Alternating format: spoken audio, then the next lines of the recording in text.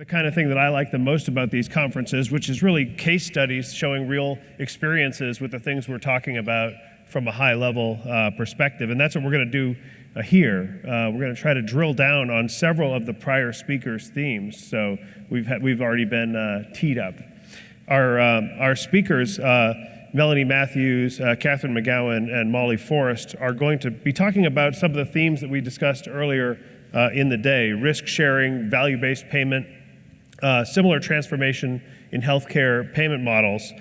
These are topics that we routinely hear at this wonderful conference, but the industry has had many stops and starts, right? Some providers are pretty far along. Others are kind of stuck in the 80s of fee-for-service medicine. It's an interesting thought experiment I wouldn't mind playing with right now. Just so for show of hands, how many of you are providers in the room or representing providers? And of you, how many of you are taking risk for your business? There aren't that many hands. I actually expected more, and then I was going to ask the next question of you of how many of you are taking material or meaningful risk, and expected to see even fewer hands. But it's an important thought experiment as we go into this conversation, and sort of wonder, why is that? Why are the hands as they are? Commercial payer reluctance in some markets certainly is to blame in part for the provider's willingness to embrace some risk and more value-based payment models. But the position of CMS has also sent some chilling messages to the industry about whether they should be investing the resources that are necessary to do that. Ken, in his remarks, noted that there will be a major overhaul and accelerating a course towards the ACO environment, and I think that that's right. You know, last week, Secretary Azar, as you may have noticed, was talking about that movement from where we are today to a value-based healthcare system is a top priority for the Trump administration. And he said, and I quote, "I want you to all imagine a system where patients are in the driver's seat, able to shop among providers who are empowered as navigators of patient decisions rather than paperwork, where payments reward outcomes, not box checking, and where diseases are effectively presented or cured long before they cause unnecessary suffering and cost." Now, Azar also stressed that in order to achieve this transformation, it'll require real experimentation, and in particular, using mandatory payment models and bundles. Perhaps the most significant change of direction, I would guess, from the position of his predecessor, who's an honored guest in the room tonight, and one of our keynote speakers, Secretary Price, and I hope we might hear some of that from him as well. But I personally think that the value-based programs and reimbursement models are here to stay, that CMS will continue to push them, the commercial payers will. The commercial payers are reporting on average 5.6% cost savings, increased quality, and patient engagement. And I recommend that you reach out to our colleagues at Moss Adams on the Planning Committee in particular to drill down on some of those issues. But with that set up, let me briefly introduce our three excellent speakers who've come at these challenges from some different perspectives. Melanie Matthews, the CEO of Physicians of Southwest Washington, on my far right. Kathryne McGowan, the CEO of Coast Healthcare Management, and Molly Forrest, CEO and president of the Los Angeles Jewish Homes. And each of them has also either owned or sold or is preparing to build a risk-bearing health plan, which is an important factor, I think, in this conversation. We've asked each of our speakers to offer some remarks on their organization's experiences and successes and likely future engagement strategies, and that'll generate some additional questions and discussion, I think. So I'm going to let each speaker, as part of their introduction, and offer a couple of remarks to kick us off. Start with Melanie, if I could. Perfect. Thank you. I'm delighted to be here. A little bit about Physicians of Southwest Washington. We were formed in 1995 by a group of independent physicians in the community in Olympia, Washington, beautiful part of the country. And what their focus for creating an IPA, an Independent Physician Association, was really a strategy around aligning that they were not the sort of victims of insurance payers, but rather were going to sphere the influence to ensure that they had adequate reimbursement and an opportunity to continue to focus on the patient relationship. And so what really ultimately happened was they built a health plan and they contracted with the health plan with a fully delegated risk model. So we receive a percentage of premium today from Medicare Advantage plans, and we coordinate all sort of activities except for bid filing and marketing through CMS for Medicare Advantage, full delegated risk, so professional and institutional. So based on that premise, the functions that our organization carries out is, of course, like the process things related to like credentialing and claims payment, care management, utilization review, compliance, and sort of all of the areas that we are delegated, fully delegated from the health plan. So as an organization, a small organization in a relatively, I would say, concentrated population where we have Medicare Advantage and Medicare, we're a really pretty kind of small town.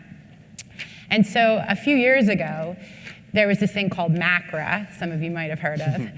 And what I was trying to figure out as I was sort of coming on as the CEO at the same time as MACRA was released, is how do we breathe a little life into the IPA model? Many IPAs in the state of Washington had folded, and IPAs sort of had their time in the limelight. They certainly stay in the limelight in California. But there was really sort of what is the value proposition that this sort of small and maybe antiquated IPA system could have in the broader context of the state of Washington, and how do we embrace MACRA in a way to engage as a forward thinker in the movement from volume to value, because we frankly had experience at controlling our costs within a budget, which was our percentage of premium from the MA plan. And what I really believe in and still believe in is that when you take risk, you're focusing more on the holistic total picture of care, not just the medical model of care. And I think having a background in sort of social determinants of health and trying to get more upstream for population health management, that we were uniquely positioned to sort of really jump in with both feet into the innovation model. So as some of the speakers previously stated today, physician-led organizations are showing better outcomes in the ACO side. So what we did was we sort of put our chips in the middle, and we formed a separate LLC and housed the federal contract with the next generation ACO, which, if you're familiar with the advanced alternative payment models, it's currently the most risk-evolved model on the spectrum. And we have done, we're on embargo from our press release, but it's an environment in which I can say that we were very successful in our first year and are continuing success in our second year with the next generation ACO model. What does that do for our providers? They get the 5% bonus for MACRA, they get shared savings, they release the administrative burden from MIPS reporting, and they basically can refer challenging patients from a Medicare Advantage perspective, as well as a Medicare perspective, to our organization to help them navigate challenging situations and help coordinate transitions of care between delivery systems. I also feel like we're uniquely positioned to be sort of kind of a Switzerland type of location in our community, because we work with both hospital systems and are a partner in many areas in both mechanisms. So what we have done is really kind of taken our little small and mighty. My tagline is that I'm a kayak in a sea of cruise ships, and I can just navigate and paddle fast, and I can get in the crevices and corners that cruise ships can't. And so what we've really tried to do is embrace innovation in a significant way. So we are expanding our next generation ACO into Idaho, actually, of all places. And then we also applied and became a convener for the BPCI advanced model in October.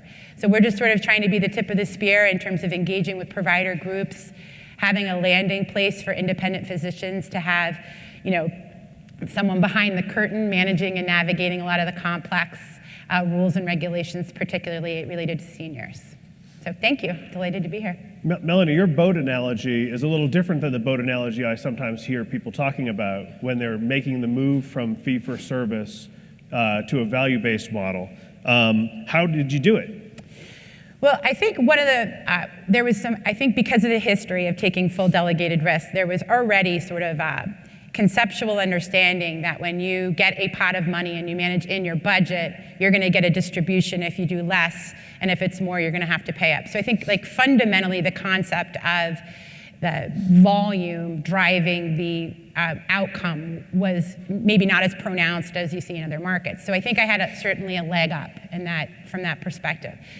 What I really felt the key driver was, and I still feel that there's sort of maybe three main components. I'm going to touch on one of them, and through the conversation, I'm sure we'll hit more. But we designed value-based contracts for our providers. So if you have a fee-for-service, RVU-driven model for compensation, and yet you're trying to do well on shared savings, you're perversely incentivizing the drivers that are going to increase or decrease the cost of care or change the utilization patterns or site of service or whatever, referring to care management and so forth. So what we did was we changed our primary care and post-acute provider contracts, and to some extent, some of our hospital contracts, to have a value-based incentive around that. And that we really saw a different piece of attention. The other thing is that I really engaged the physicians in what I call the stewardship component, where in order to have value-based reimbursement, you gotta come hang out with me once a quarter, and you have to sit down with our medical directors, and we have to show you the data. And the other thing is I came back to the sort of hand-signed check, because you know, when you're doing value-based incentives, I think they can be like sort of camouflaged by electronic payments. So I brought back the sort of, I'm signing the check, I'm handing you the check, you're coming, we're talking about your outcomes and why you got this. So we're connecting the outcomes and the quality with the incentive versus sort of this nebulous pot of money that, you know, things come and go. The other thing I would say is that we do use data to drive decisions, but I said I wasn't going to use the word here, but I am going to use it, that we're managing our analytics on more of an etch-a-sketch approach. You know, a lot of companies are data rich and information poor. We're information poor and data rich. I make it very simple. I keep it to 4 things. And if you're working with our organization, those same value-based principles and value-based alignment, they matter for every health plan we take, including our innovation model. So that they just get used to looking at these 4 drivers and not 33 different clinical measures from, you know, any particular payer that they have a contract with. So I'd sort of keep it simple, was sort of the premise I went with there. I definitely want to ask Kathryne to start, but before I do, the level of service you're talking about there sounds like it would be expensive, but in your kayak isn't all that expensive to run. Yes, so our kayak, I would say that our administrative costs are extraordinarily low. Because we're from an independent physician association, there isn't sort of the money or funding. There's not venture capital behind it. There wasn't hospital system funding behind it. The physicians are, you know, they take out their own trash and do their scheduling. They certainly don't have piles of money to pour into the infrastructure. I worked very hard just to get the escrow payment in order to participate in the next generation ACO model. And we do all of what we feel is the sort of components to successfully managing population and health and risk by $6 per member per month, which is what I get as a loan from CMS. And that's it. And if you look at what the average costs are for population health, they're ranging between $13 and $16 per member per month. And we're doing it for half of that, which is why we're a kayak. The piece, though, is that we have to be careful in that scaling administration and structure is that, you know, it's hard to do that with a fleet of kayaks. So we have to figure out sort of how to scale up in a thoughtful way and still keep the integrity of really focusing on maybe smaller volume of areas, but really getting the physician engagement and telling the story. I mean, I feel like for me, I love to do what I understand why I'm doing it and how it connects. And so, you know, part of that physician engagement is constantly reiterating, why are we here? What is population health? What is MACRA? An acronym within an acronym. Why do you care? And really getting down to these are the biggest drivers to influence population health. And then when you have a shared savings, it's awfully helpful to motivate because then you can build upon that and get more energy around it. Thanks. I knew I was going to have a hard time not interrupting you guys. I apologize. And so, Kathryne, I actually I did a disservice to your many jobs when I introduced you a moment ago. You're also the CEO of Premier and Golden State Medicare health plans as well. You probably heard a few themes this morning that sounded familiar to you. Very much so. I would think, actually, so my theme for my career right now is back to the future. I began my career in Southern California in the late 80s and early 90s when we were introducing the concept of delegated risk and capitation and explaining to physicians why they should move from fee-for-service to capitation, and that was very successful. And then I've spent 17 years in the Midwest in Wisconsin, where it's the land of the integrated delivery system and value-based care. Very different approaches to how you manage risk. and then have returned to California, where over the last 2 years, it's the intersection, the collision between value-based and delegated risk. So as part of my introduction, I manage for Tenet their non-hospital business units in Southern California, which in any other state, I would just say the words, it's an insurance company. In California, I will tell you I have 5 business units.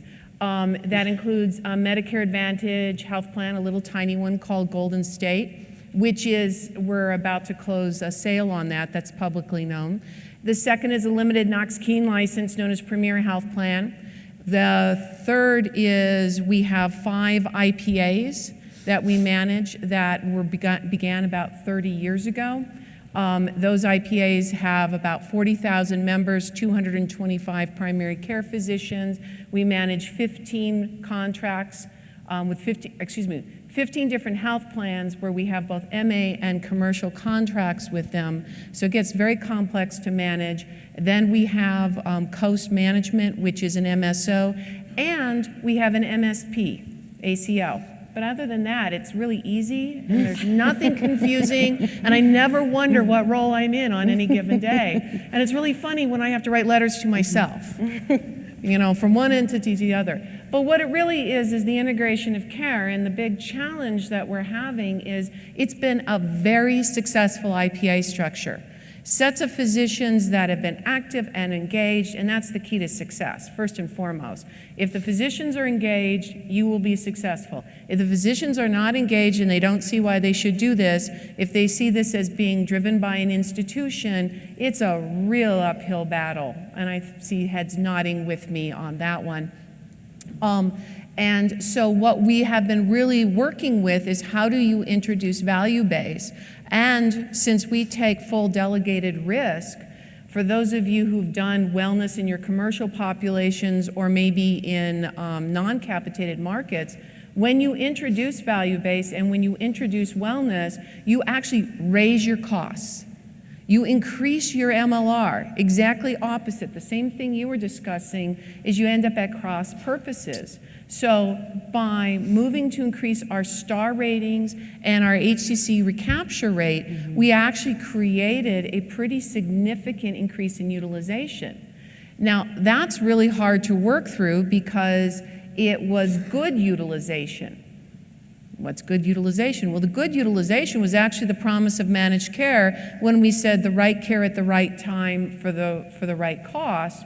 We actually found a real acceleration in our outpatient services, and what we're seeing 18 months later is a dramatic, when I say dramatic, a 50% drop over the last several months in our bed days and our admissions per thousand. Now, how long that will sustain and before it returns to the mean, I'm not quite sure. But when I look at our cost of investment and what we're reaping on our institutional side, I'm starting to see the value in the investment. But that is a very difficult conversation to have with people when you're in the middle of it, saying we're investing in the right things, and yes, to get the star rating, because the health plans, as we all know, are putting the new dollars, the new money, onto the value-based side. And every one of them has a different set of rules, right? Every one of them has a different set of things they're going to focus on for their quality dollars. So a lot of the work that we do for the IPA is that negotiation to try to create a standardization as much as possible between the health plans, and then we as a management company pick the 3 or 4 things we are going to focus on, even though we may be leaving some dollars on the table with a health plan, but I can't go after the thing that's their favorite this year if it's going to distract the majority of our population. So it's a journey to transform. It really, in Southern California, has created the challenge of the independent physicians are still, particularly primary care, are still able to practice well, but they haven't necessarily invested in their practices. So the most stunning thing for me coming back to California after being in Wisconsin, which as many of you know is the land of Epic, the EMR, where everybody has an EMR. Everybody has an EMR. Coming back to Southern California, where nearly 60% of my practitioners don't use an EMR.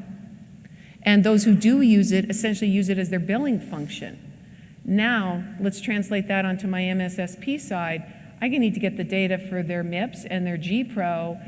I've still got people going through paper charts. Anybody else?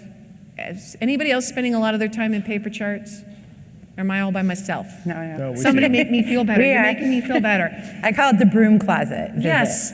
Yeah, we hang out. It's nothing more stunning than walking into a physician's office and seeing rows and rows and rows of all those charts going, oh no. Oh, I think I just said that out loud, didn't I?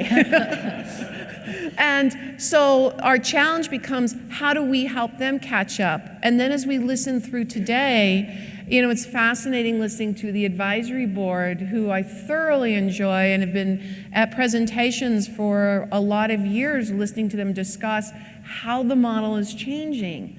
And as we all know in this industry, it's like nothing changes, nothing changes, nothing changes, and bam, something changes. And we all have to react to that change. And anytime there's a change in one part of the model, it impacts every other part of the model. So as we're looking at post-acute changes and payment methodologies, what are those impacts going to have on our risk-based contracting and our value-based contracting? Same thing with the work on the outpatient side. The more that we're moving out of, I'm kind of happy not to be getting as many facility fee charges for outpatient. Anybody else? I like those. But it's really hard because I'm owned by Tenet. They like those. Okay? So it's a little bit of a dichotomy. So our success is that we've been able to manage risk for 30 years, but the risk we were managing 30 years ago does not resemble in any way, shape, or form the risk we're managing today.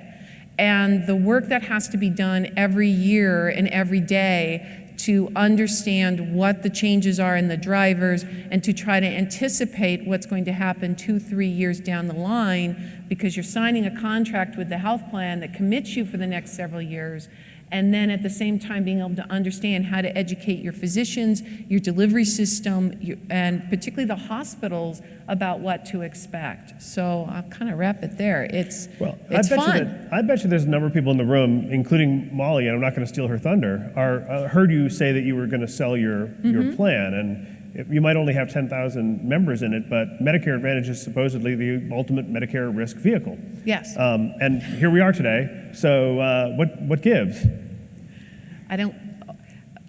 Okay, I'm putting the inner voice. Which voice do I want to put on it? The reality is Tenet, and this is public information, is that Tenet had purchased a number of health plans throughout the country, and really the timing of entering as a hospital, entering into managing health plans at the time, at the implementation of ACA, was a bad timing, and Tenet has chosen to exit from the direct ownership of health plans. That, I think, is a little bit unfortunate in the Southern California market, because Golden State, while a tiny plan, is really perfectly positioned for the markets that we're in, and it has a lot of opportunity. Interestingly enough, it's being purchased by a provider. And it's a provider who sees that by using technology and focusing on quality, that this is their gateway to really transforming their delivery of care. It does relieve of one issue that you do have if you own a health plan and contract with other health plans, is that the health plans are always suspicious, obviously, if you own your own health plan. So I will no longer have that suspicion, even though it was a little tiny plan. Right. But yeah, if I had my druthers, we'd be keeping it. Well, let's learn from the experience a little bit. So you've observed a health system that was owning a health plan. What are some of your good takeaways or nuggets on how to make a health system provider-owned plan successful? It's really important. So most of my career has been actually working in, we used to call them integrated delivery systems, and most of the plans that I have worked for in my career have been owned by hospitals. The health systems that have been most successful with this understand that the health plan is not their core business and it's not the bank. If you think the health plan is the bank and that reserves are just trapped capital, you shouldn't be owning a health plan. The systems that have done very well, and if you look at the Wisconsin model, where virtually every delivery system there has either a direct ownership or a partial ownership in a health plan, they see it truly as part of the financing mechanism and the ability to truly do population health, because we have the ability to see the whole continuum of what's happening with the population. So on one of the charts that was showing the growth of managed care, Medicare managed care, if you looked at Wisconsin in '96, there was no Medicare managed care there. You look at Wisconsin now, and it's in the high 30s. And most of the growth actually first came out of the rural markets and then entered the urban markets there. They've been able to deliver it because they've linked the EMR. They've understand that the financing mechanism is the way to be able to have the data and to see the whole patient. And that, to me, is the real key to a provider system or a hospital system or a provider owning a health plan. I think we're going to want to come back to that, but I want to turn to Molly next. And Melanie mentioned the critical role of post-acute care. A number of other speakers did earlier. Molly Forrest, the CEO of LA Jewish Homes, has a remarkable perspective on that spot of the ecosystem. Tell us a little what you're doing.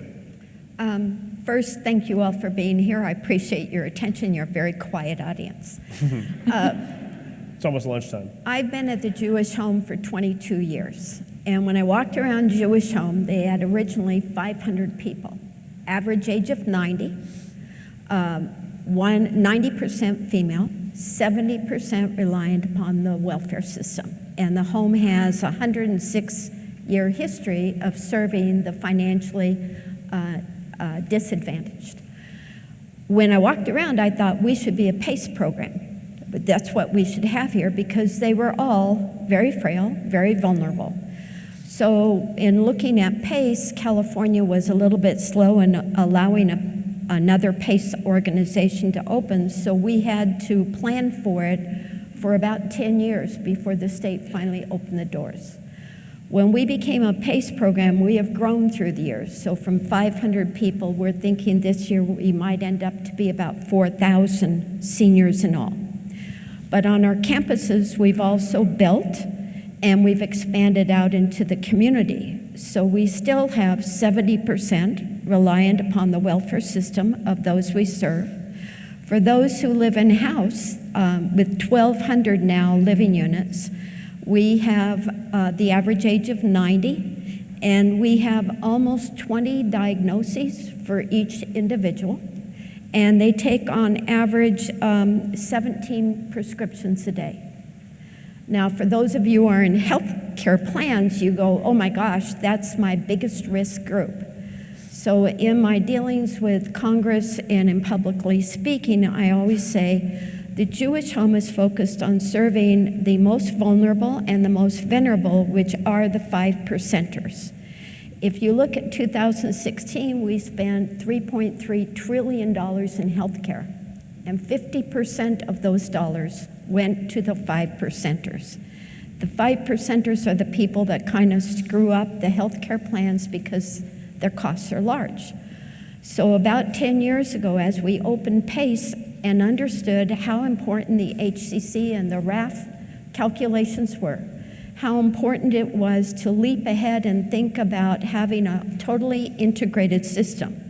So we now have 14 different business units, which in total care for everyone. We adopted an electronic medical record before most of the acute hospitals with which we deal every day.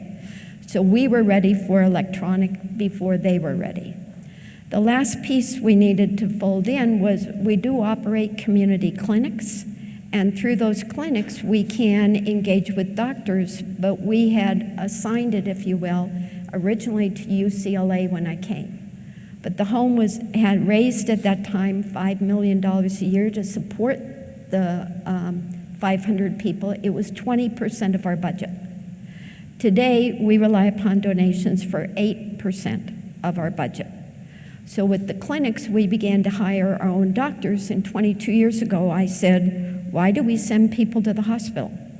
And the same things you hear post-acute talking about now and that you as providers in the hospital and the plans want us to pay attention to.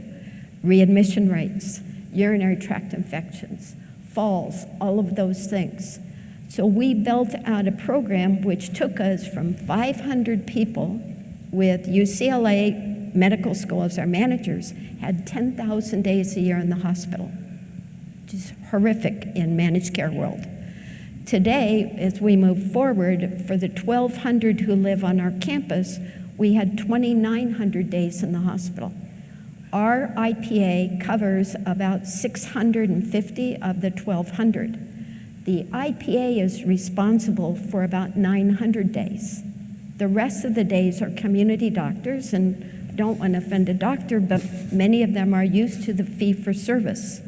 So they get paid less to see someone and manage them in post-acute. They get paid much more under fee-for-service to go to the hospital setting. So we had one doctor that I actually had a meeting with because he walked in on a Friday afternoon and said, you know, I can find a reason to hospitalize a 90-year-old any day of the week, and promptly sent out 5 people. Ouch. Ouch. So we have been moving forward into saying we provide quality care. We know we provide quality care. We do a lot of it with donor dollars. If you live at Jewish Home, you have a choice of 5 exercise classes a day to choose from. Yoga, Tai Chi, stretching, workout in the fitness center, and then there's a chair exercise program. We also do a lot of research and demonstration with partners. So I wanted to share, because it came up about all the changes coming down on post-acute and how are we going to control hips and knees and fractures and that.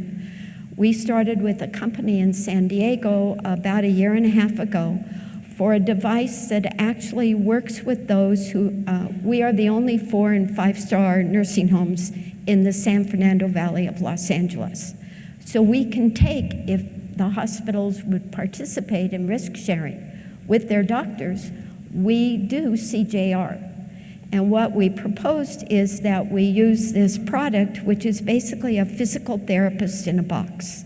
And if you've ever played Wii, where you hit the ball and it does it on the screen, it has an avatar sitting in the chair and a picture of me sitting in the chair. And the computer shows how I'm doing my exercises, as well as how do I compare to the avatar. The advantage is a suitcase that we really take to the home before they do the voluntary hip and knee. We show them how to use it. We have another one in our nursing home. So at the hospital, the doctor gets to decide, is this patient going home? Is this patient going home with PT or home health? Does this patient need to go in the nursing home? So we have, and we require our social workers to track every discharge from the home for a full 90 days. So I will share with you that our readmission rate overall to the hospital is 4%. And we do that because we also track for the 90 days, and we know that it gets to about 5.5% over the 90 days. So a lot of what we're doing in post-acute is to wrap around services and support to have these people be at the lowest cost setting. So the computer in a box is in the nursing home, and then our therapist shows up at the home with home health to show it. And if the resident or the individual is able, they can actually open up the box and do it on their own. They participate more in doing therapy if they're physically capable of doing it. They benefit more from it because sometimes we see that they're doing it 6 times a day, and it cuts down the cost of physical therapy and the visits by about 1/3. We also, with the same organization, developed a program to reduce the risk of falls and work on balance. So in this program, it's a whole exercise program that the individual can do. We took it to our independent living residents. We have about maybe 400 who live in independent living. 40% of the people who participated in the program were able to get off their walker and cane. So they stepped down and they became more physically fit. I believe that in going into a managed care plan, that we can give ourselves, if you will, a payment for some of the things that we now depend upon donor dollars to do, that will allow us to then use the donor dollars to further our mission to serve more people. We did a study with USC to look at blood pressure medicines. So when you're 40 and you're stressed because you work in healthcare, perhaps you need blood pressure. But if you're 85 to 90, do you still need that medication?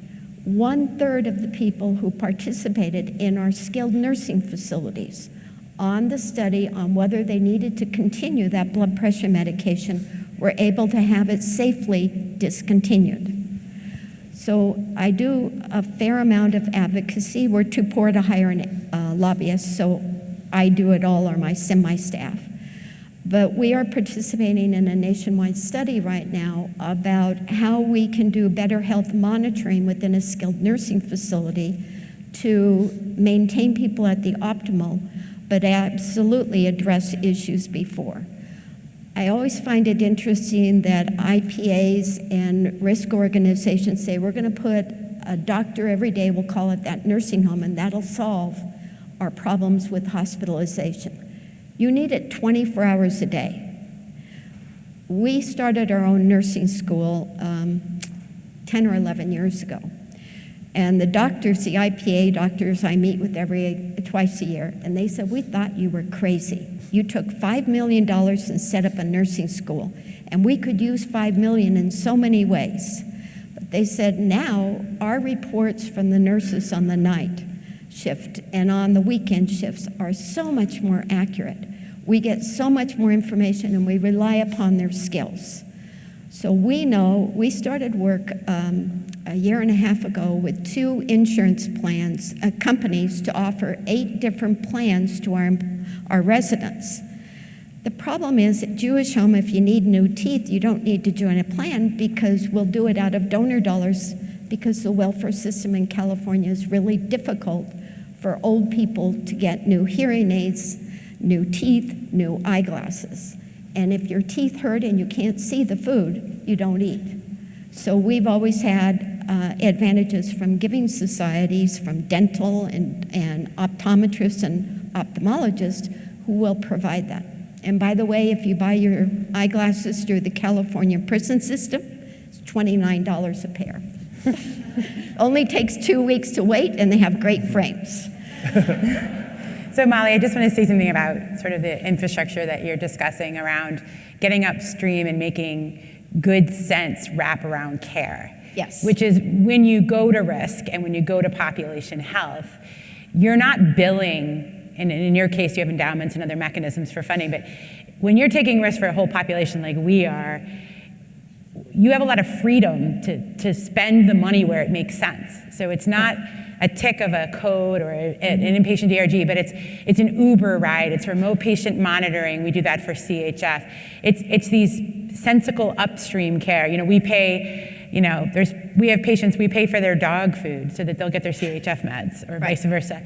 And so when you're able to sort of worry about managing everything within a budget, medical and social care, social constructs and social determinants of health in one bucket, you really have the freedom to spend it where it makes sense. Where the historical medical model is really based on what's the reimbursement attached or cost attached with the structure. We do so much, it's just cost avoidance. And when you're managing the population, which in your case, managing an MA plan or getting into total cost of care for the Medicare population through a CMMI, CMS model, you have more freedom to do that. And then when there's the shared savings, that allows you to then infrastructure support more. And in our case, one of the plans, we have 80 people enrolled after a year, which we consider great because people have to choose to enroll. And for those 80 people, average age 90, and with all the characteristics I had, they had 1 hospitalization in this whole last year. 1. And for those who don't know, the plus 85 are in the hospital 8 to 12 times a year. We got a small grant from another donor to look at, could we take 50 people in residential care who had 20 diagnoses and 17 medications a day?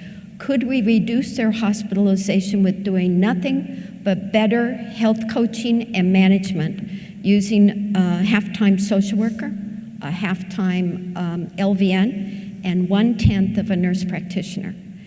In point of fact, for those 50 people over the 2-year period, their hospital use went down by 82% and their ER use went down by 40%. I know it's not good for a hospital to think that we're not using as much, but the advantages, the people that we do place in the hospital really need to be there for what you give. And then we're great partners when you need them to come back and stay stable. And the flexibility that Melanie is talking about is what we are looking at, that we can actually do even more to identify how we can better care for the 5%ers. Medicare wouldn't be making the cuts they are, but I'm going back December 6th at the invitation of Senators Portman, Whitehouse from New York, Ron Wyden from Oregon, and one other who I'm forgetting, to come back and meet with the Senate Finance Committee to talk about how we can better take care of the Medicaid population and keep them stable where they are. A major problem for post-acute care is post-acute care feeds on the Medicare trough because the payments from the Medicaid program are so minimal that you have to have money from somewhere to offset your losses serving Medicaid. So we are very interested in looking at, as Medicare makes all these dramatic changes, to see that we should be your fourth leg of the stool. When we met earlier to talk about this, I said, everybody talks about the 3 legs of the stool. Doctors, who have about 20%, I think, of the Medicare budget goes to them. Hospitals get a little bit, 31% of the Medicare budget. Post-acute care in total is about 10%. And the insurance companies are one leg, hospitals and doctors. But where is post-acute care, which actually could bring down that $3.3 trillion? If we found some answers for the 5%ers that you could incorporate, even as a hospital, to adopt some programs that would help reduce that, think about how as Americans, we wouldn't be so afraid of the fact that today we have 44 million participants in Medicare, and in 11 years there will be 77 to 79 million seniors on Medicare.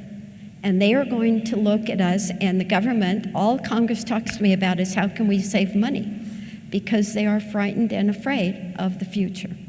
And I think if we work with partners, that we can help identify ways that the 5%er needs can be addressed, and we can still move forward and bring the overall cost down. One last thing, because I realize I'm talking. St. Paul's in San Diego is a post-acute care provider. And they had this really revolutionary idea 2 years ago to put one of their PACE sites right down by the railroad tracks to be able to care for the homeless, who are a huge issue for all of you. But what they found when they opened the site was that PACE requires that a person have a home. Well, when you're homeless, you don't have an address. So they got emergency shelter providers to agree to let a homeless person move in for 3 months so they could enroll them in PACE, stabilize them. Then they got subsidized housing providers to agree to give them a priority to move in. They took 90 homeless veterans off the streets of San Diego in a year and a half. 89 of them remain in PACE in the subsidized housing, and one of them got so well that he didn't meet the PACE criteria, so they put him out. But there are answers. We're all professionals. Post-acute has professionals' expertise. Everybody else in this room does. If we put our heads together, we can come up with better ideas for the future than what we have, and we don't have to fear it the same way that we do now. Molly, our planning committee titled this program Success Stories, and you shared a few data points that I was writing down, particularly the 80 patients with only 1 hospitalization. That's shocking. But another one that I made a note of is your 4% readmission rate. Yeah. And you did that in the context of what I know to be an extremely high acuity level for your patients. You mentioned your HCC scores and your RAF. For people who don't know the acronyms, would you mind describing what that is, and then tell people about what your population looks like to put that 4% into real context? Because we opened PACE, we did not really understand how managed care worked. And they come and they say, we'll pay you $1, and the next one says 99 cents, and the other one says $1.01. Well, we're just viewed as a vendor. In opening up PACE, we learned that the health insurance plans don't have that much money to give out, but they need to know that their money is well spent and what they're paying for. So with PACE, it's, I'm going to mangle the name, but hierarchical categories, categorical codes. Yes. And the RAF is the risk adjustment factor. So we looked at PACE. It wasn't a quiz, by the way. Thank you. Well, it was a mangle here. The HCC scores at we hired consultants from other PACE organizations to help us set up, and our first PACE scores were very depressing. They were 2.1, 2.2. And when you look nationally, PACE usually is about 2.25. We decided we needed to know a lot more about it. We hired consultants, we invested in doing it. Our PACE scores are 2.65. So when we looked at that and realized what a difference it made for our PACE flexibility and what we could do for the PACE enrollees, we thought we'll take that training and education into our IPA and work with the doctors who have residents living with us. So right now we're looking at, depending upon the building, somewhere between a 2.2 and a 2.3 for residential care, independent living, and memory care, skilled nursing. We operate a psychiatric hospital, but we hired a coder and we spend money, donor dollars, to train our people on how to be an effective partner, and we do deal with 20 different insurance plans. We chose 2 to be our partners because they agreed to just share everything on the table. I don't want to be a vendor. I want to help make a difference, and most not-for-profits in your communities want to make a difference. We are now meeting because night before last, I met with a donor who gave us $25 million. A lot of money, very specific things.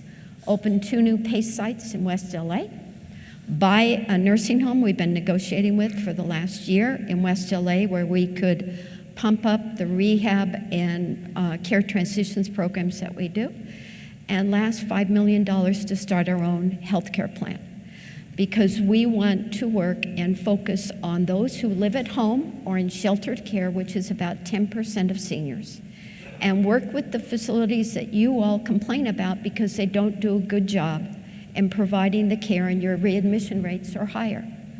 But if we can come in and work with them to train them. So we've been meeting with other not-for-profit organizations to say, how many lives do you have? We know we need to have masks.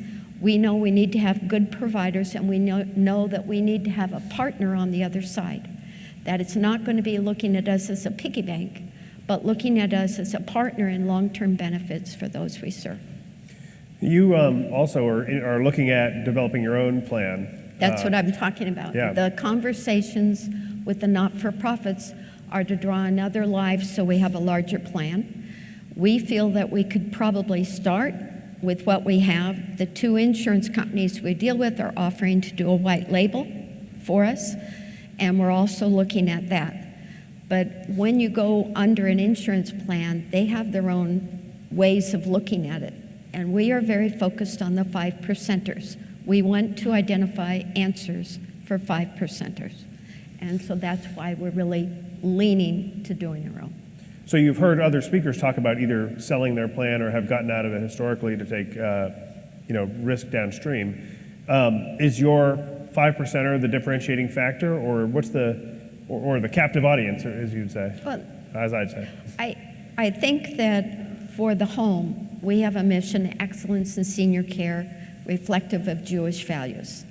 We believe that the answer to the 5%ers helps America. The answer to the 5%er helps us all who deal with aging people in our family and friends. And we want to focus on the 5%ers. And so as we go forward in this exercise, we are open to a lot of possibilities, and we have a 2-year timeline. From the time I walked in 22 years ago, the home has grown and changed. Our budget in 1996, $25 million, $5 million from donations. Today, we have my CFO is out there, $145-ish, $50 million in total. And we rely upon donations. $2 million goes for capital improvements, $2 million goes for security, which we can't adopt what President Trump recommended to do more, because we're already doing a lot. But we've spent $8 million on extra nurses, extra CNAs, extra activity directors, extra social workers. We've had a lot of research studies done about what's wrong with nursing homes. And we do those in cooperation with UCLA and USC. One of the things that they identified for us is that the average senior in a nursing home is out of bed by 11 in the morning and back in bed by 3:30. So they have 4 hours a day. They don't eat properly because they're laying in bed. They don't get help to eat.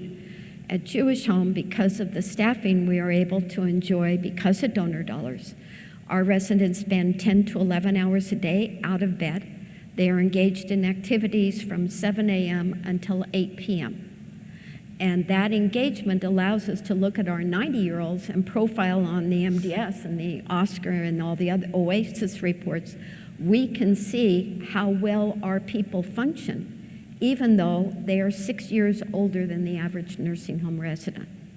And so becoming a plan gives us the flexibility that Melanie is talking about.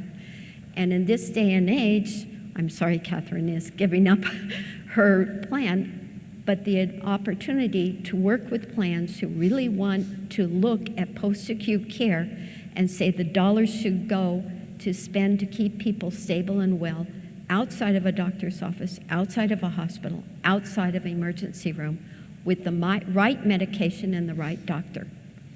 To add to that, though, I think where there's an opportunity, I don't have a plan, but with a lot of the entities, medical groups, how many folks here in California have a limited Knox-Keene license or an RBE? Do we have many people in here?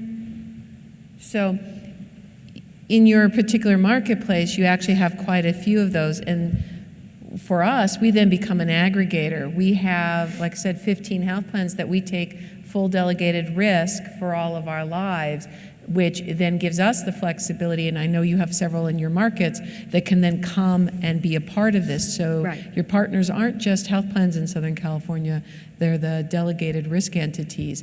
And that's the flexibility that the model has.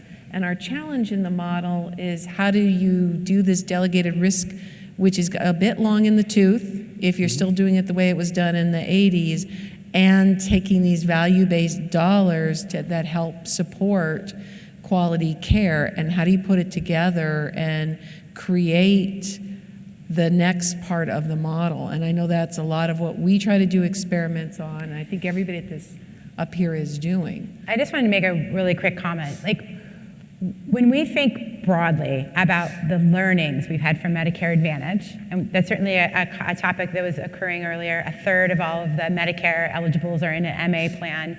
That is a great number, but what about the 2/3 that aren't, right? I mean, so we're looking on that as an opportunity, but one of the questions I continue to pose to CMS, and in conversations as recent as last week with Seema Verma, was that Medicare Advantage coordinating care, aligning network and plan design to support preventative health. I don't know how much you know about innovation models, but we can give coordinated care awards to patients rather, for meeting management of their chronic conditions. In other words, I can give them up to $75 a year in gift cards for doing the right thing for a Medicare beneficiary. What CMMI is doing is trying to take principles of what's worked in the MA space and apply it to the general Medicare population.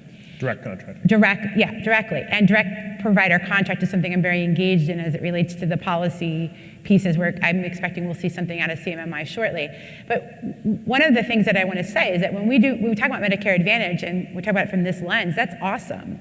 But that does not translate to saving the Medicare Trust Fund. Right. It translates to saving money in the insurance line and saving and reducing the cost of care, but it's not rolling up to the trust fund, which is one of the big drivers we need to have. So if you took everything from Medicare and let Medicare Advantage manage it, it's this sort of nebulous thing. The claims data hasn't been, we even said it earlier today, the claims data for MA is sort of taken on the side. It's sort of this sort of phantom stuff, but we know the cost is lower. We know that providers get different kind of benefits for wellness and engagement and Apple Watches and all this cool stuff you can do to engage them. But Medicare, still, 67% of the patients that are eligible for Medicare Advantage aren't in it currently. So how do we take the learnings from that model and apply that so that we can meaningfully improve that for the trust fund? And I think we have an obligation to assist CMS at how to engage in the right policy nuances and engagement to see that we translate that into the broader population. Put more meat on the bone for that in terms of what direct contracting with CMMI would look like. So what direct contracting would look like would be like Medicare Advantage Light. In other words, not all of the, you can't do a plan design. You can't limit where Medicare recipients go. Like they have the freedom of protection and co-pays, but you can, within the statute, work with CMMI and innovation models to, okay, you have a 20% copay, but if you were to go to X hospital now, it's a 10% copay. So you can basically get stricter or narrow the network or do a plan design that's separate than what Medicare currently offers. And then you can do certain areas with voluntary alignment, and you can have like network of hospitals that would agree to that. For example, in NextGen, one of the things that's new for 2019 is not requiring the collection of the cost share. So if you want to work with patients on chronic management or encourage them to go see providers and they don't have a copay, they don't have a secondary, and they don't want to pay the copay so they don't go, you can waive that. So what CMMI is trying to do is take learnings and sprinkle them in innovation models. And what I feel compelled to sort of prophesize here is that I don't have a delegated full risk contract with an MA plan that I don't do joint operating committee meetings with. Mm-hmm. So that's been my discussion with CMS is you are my now largest payer and we're having a joint operating committee. And I'm telling you that when I do bid design for when we drop a bid in every year for Medicare Advantage, we say, hey, you know, we feel like these benefits would make sense or these incentives would make sense and these copay designs would make sense for where work should go. And I feel compelled right now to be in that same conversation with CMS saying, you want to behave more like you want to get a better outcome like you're seeing in MA, but you're not seeing the translation. So how do we build those features? So back to your question, which is direct contracting, is CMS is saying, are there groups that would take risk for populations like we do for NextGen? And I want to say it's sort of like the NextGen, where instead of billing Medicare, which is currently what happens in these innovation models, Medicare is still processing the claims. And then you get the claims files, and we use that claims data to drive outreach and risk stratify patients and so forth.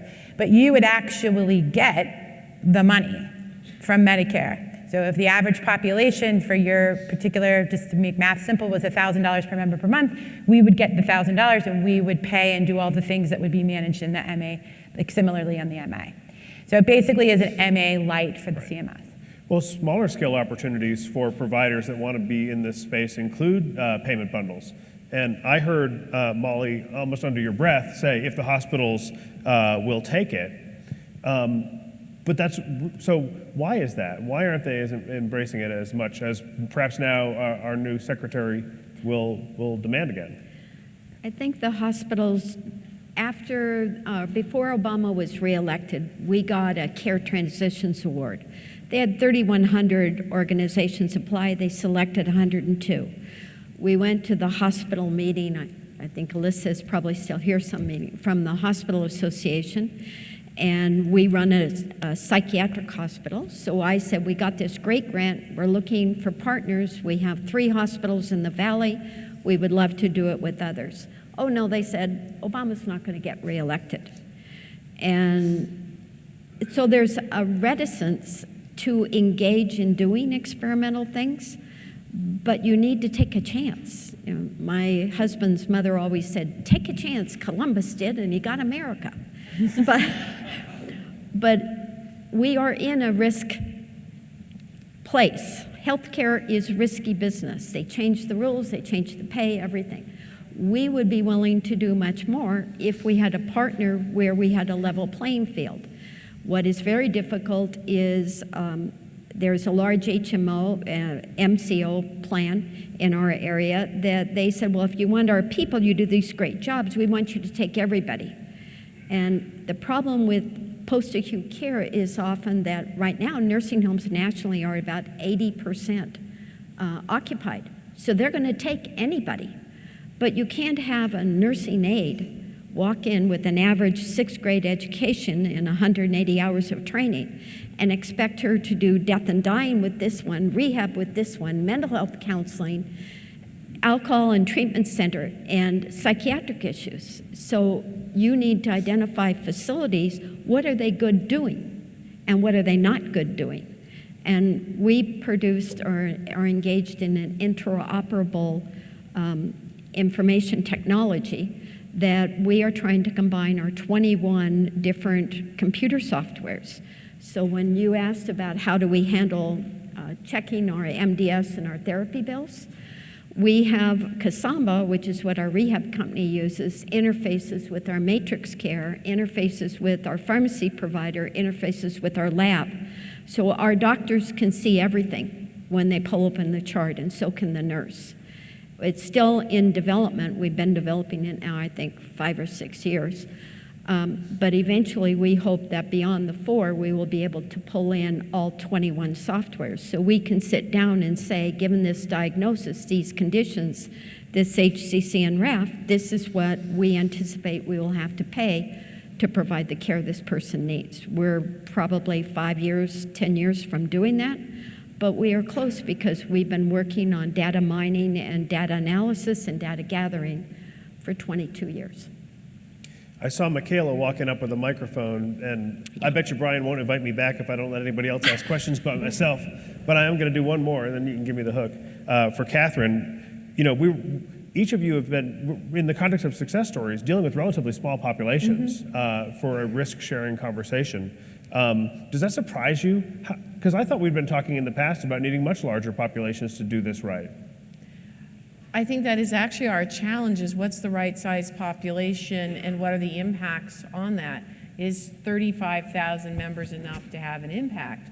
Again, depending on what your geography is and your concentration of providers, my rule of thumb has been if you have about 15% of anybody's business, whether it's an individual provider, and this is Kathryne McGowan's rule of thumb, it's not published anywhere, I can't prove it, but it seems to work. But if you have 15% of anybody's revenue, you can get their attention. If you have 30% of their, about 25 to 30% of your revenue, you can really start to engage. And over that, they start to whine a lot.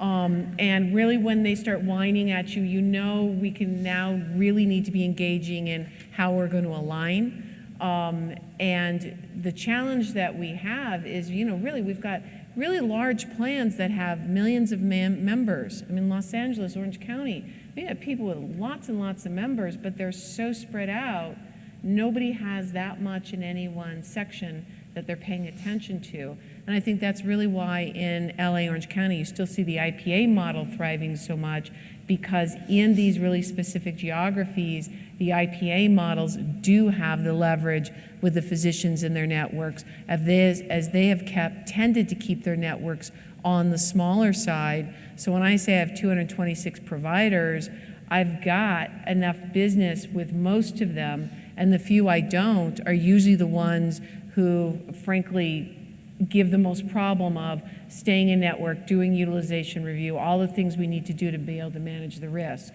So you really have to calibrate the size of your network to the size of your membership, and it's a chicken and an egg, because marketing always comes into me and says, we need this group. If we only have this group, we'll pick up a gazillion members.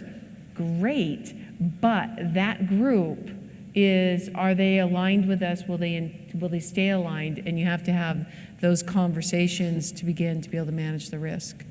And there are plenty of groups here who should learn that lesson as well. Yes.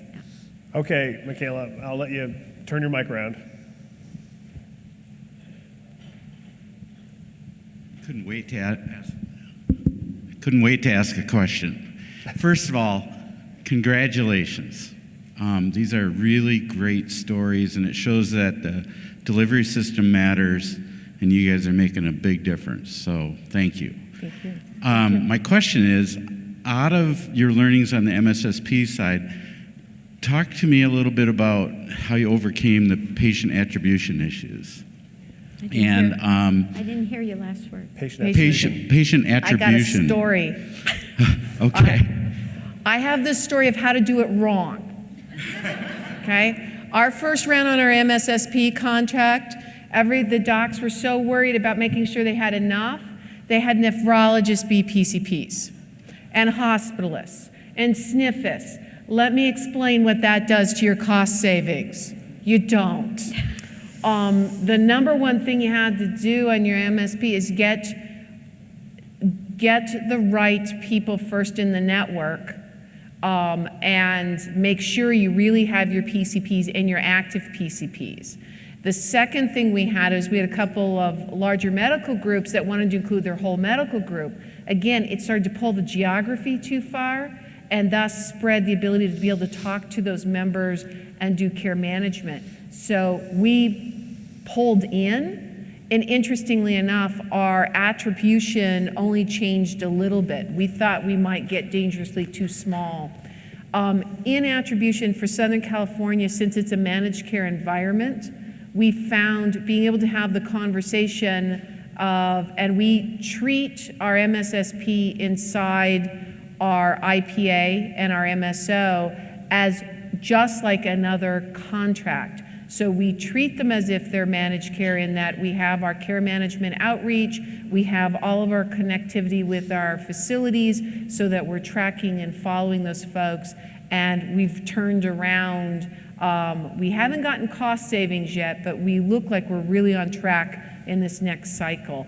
But that's my story of I just want to say really quick though, next gen is NPI and not TIN specific, which is different than the MSSP rule. That's huge. Which is huge, and that for us, we were so small, we had to include specialists, and also remember we're owned by physicians, and the 5% bonus versus the MIPS, basically neutral, what did it turn out to be, 1.7% all in, is that there was a huge advantage for our specialists to get 5% on their total Part B spend by being in an advanced alternative payment model, so we included them. So we did have primary care and specialists.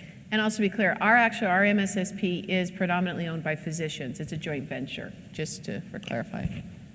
We probably have time for one more question.